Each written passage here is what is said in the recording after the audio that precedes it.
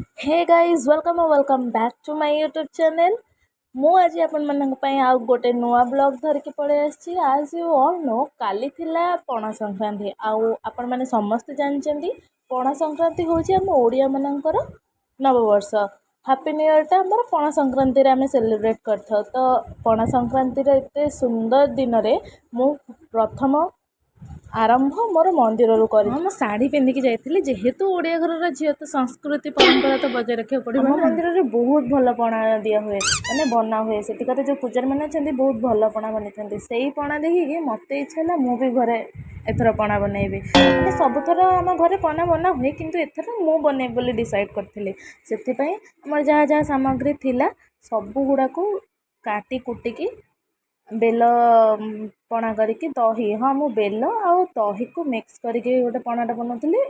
अलग अलग बनाती लोक मैंने दही पणा अलग बनाती बेल पणा अलग बनाती कि दुईटा को मिक्स कर बनई टी मत बेसी भल लगे दुईटा मिक्स कर बनइले।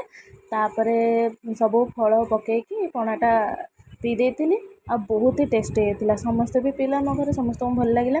आपण मानक जब मो वीडियो भल लगुए तेज मत लाइक कमेंट और शेयर निश्चय करेंगे और सब्सक्राइब करेंगे।